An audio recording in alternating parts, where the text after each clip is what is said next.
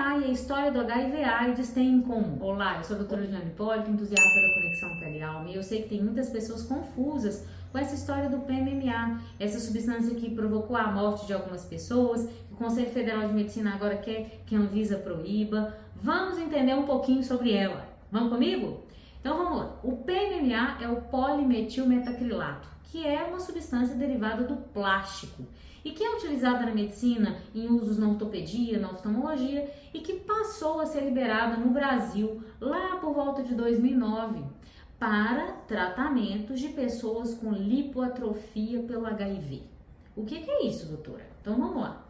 Muitas pessoas que no passado tinham HIV, elas tomavam muitos medicamentos por dia e esses medicamentos tinham vários efeitos colaterais. Às vezes dava náusea, mal-estar, enjoo, às vezes a pessoa vomitava, não conseguia tomar, era muito difícil, então já era muito difícil se tratar.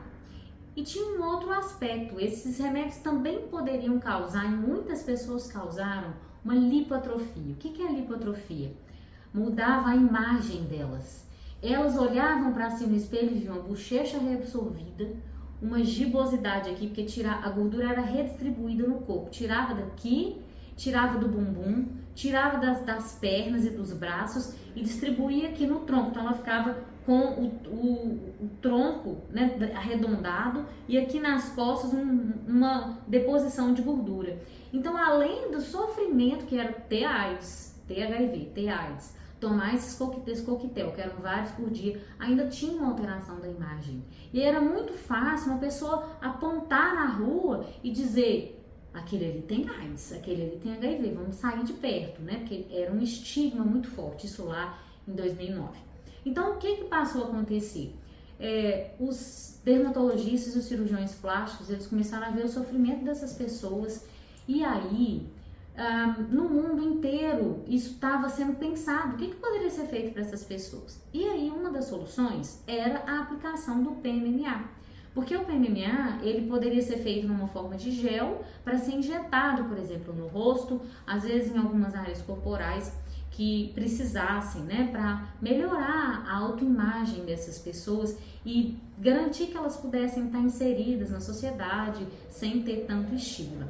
Então quando eu fazia residência de dermatologia, eu estava num centro de especialidades que chamava dentro do Hospital Heliópolis.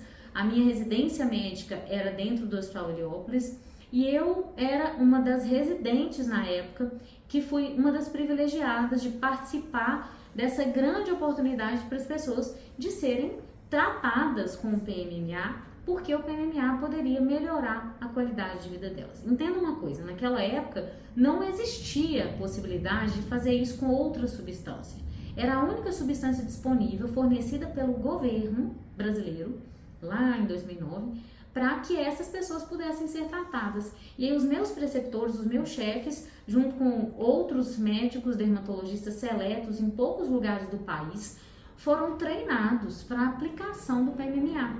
Então, os médicos dermatologistas e os cirurgiões plásticos, eles eram treinados para fazer a aplicação nesse público, numa dose correta, com uma técnica XYZ, era tudo muito padronizado. A medicação chegava com o nome do paciente, só podia ser aplicado naquele paciente, tinha uma etiqueta de rastreabilidade, que era tudo documentado. Por quê? Porque a gente precisava, entendia que isso ali era uma aplicação de risco para o médico, risco para o paciente. Porque a medicação PMMA, ela não pode ser retirada. A gente não tem uma segunda chance, a gente tem que colocar, tem que dar tudo certo ali, não pode dar nenhum milímetro de problema, porque se der um problema, o problema pode ser grave.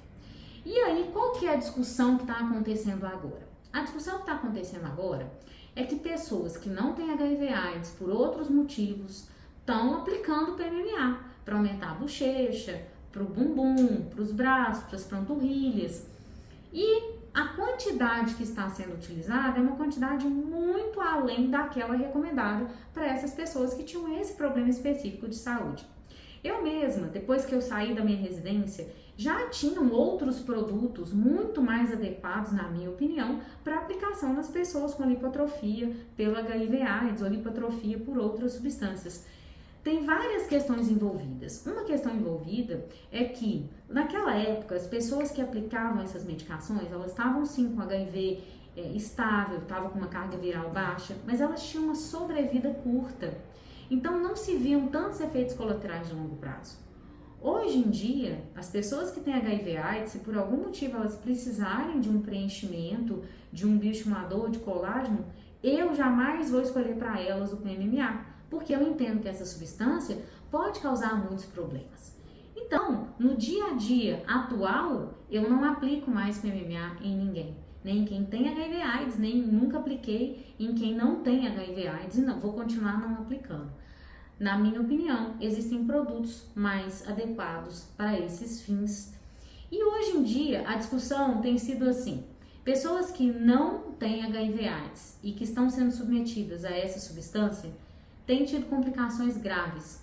Têm tido complicações não só porque está bonito ou feio, mas porque um nódulo pode inflamar muitos anos depois. A gente sabe que nosso processo de envelhecimento é um processo de envelhecimento que gera mudanças no rosto e no corpo. Então, se você coloca uma substância permanente aqui hoje, daqui a alguns anos ela pode descer e aí pode ficar feio. Mas o problema também não é só o feio, é porque ela pode inflamar e esse processo inflamatório pode ficar voltando em muitas pessoas. Em muitas pessoas, essa substância chega ao corpo e provoca complicações mais sérias nos vasos, pode provocar necrose, e já tem documentação de pessoas que morreram por causa da injeção de PMMA de uma forma incorreta.